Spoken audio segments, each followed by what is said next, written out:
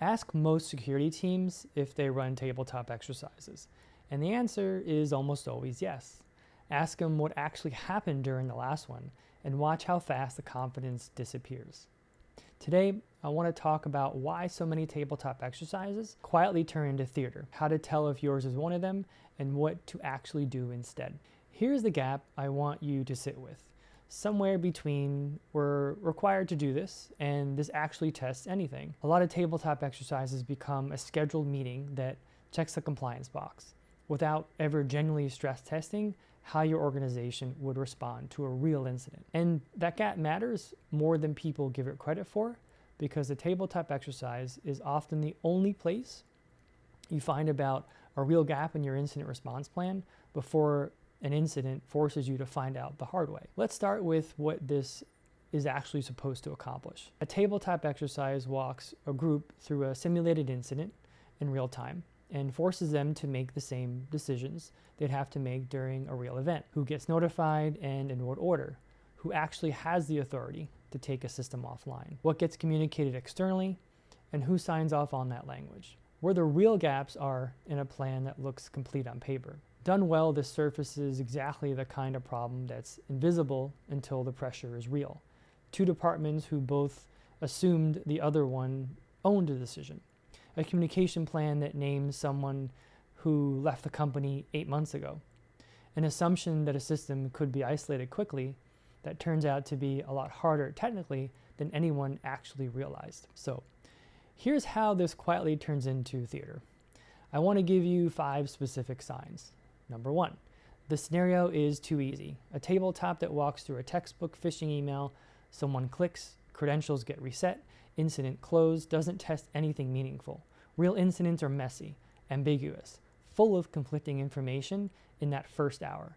If your scenario resolves cleanly in 30 minutes, you're not stress testing the plan.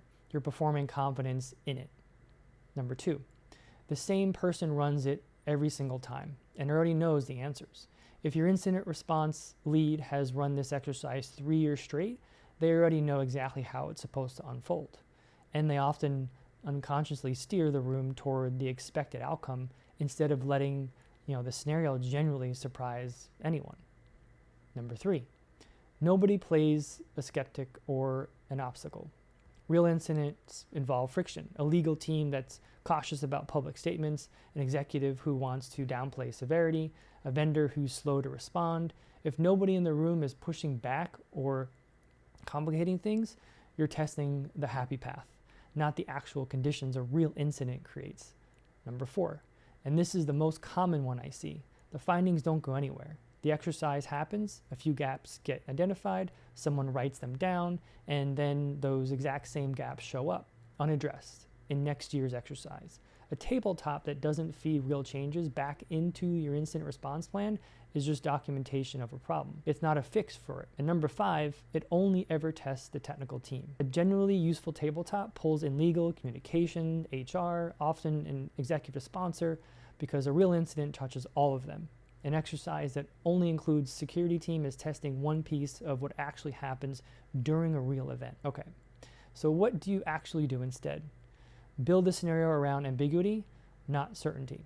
The best exercises start with incomplete, sometimes contradictory information that exactly like a real incident does, and force the room to make a decision without knowing anything yet.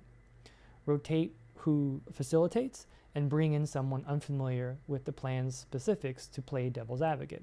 A facilitator who doesn't already know the intended outcome is going to ask harder, more genuine questions. Include the non-technical stakeholders every single time, not as some special once-a-year session. Legal, communication, an executive sponsor, these should be default participants. Track your findings the exact same way you'd track a real incident's post-mortem, with an owner and a deadline. And open up your next exercise by reviewing whether last time's findings actually got fixed. If the answer is consistently no, that's a bigger finding than anything your new scenario is going to surface. And vary your scenario type meaningfully year over year. A ransomware scenario tests different decisions than a third-party vendor breach, which tests different decisions than an insider threat scenario. Running the same basic scenario with minor tweaks every year eventually just tests how well the room remembers last year's answers. Here's the actual math on this. A tabletop exercise costs you a few hours and some coordination. A real incident where you discover the exact same gap a tabletop would have surfaced months earlier costs a lot more in response time, in real damage, and often in the exact regulatory and disclosure exposure that makes incident response leadership such a high-stakes job right now. The organizations that treat their tabletop exercise as a real diagnostic tool, uncomfortable questions included, tend to be one of those that respond to a real incident with someone that actually resembles composure. The ones running theater find out difference at the absolute worst possible time. I wrote a full breakdown of this on the blog this week. Links in the description if you want to go deeper on any of these 5 failure points. I want to know from you, has your organization's tabletop exercise ever actually surfaced a gap that changed something real? Or has it mostly just confirmed what everyone already assumed? Drop it in the comments. Subscribe for more of this every week, and I'll see you in the next one.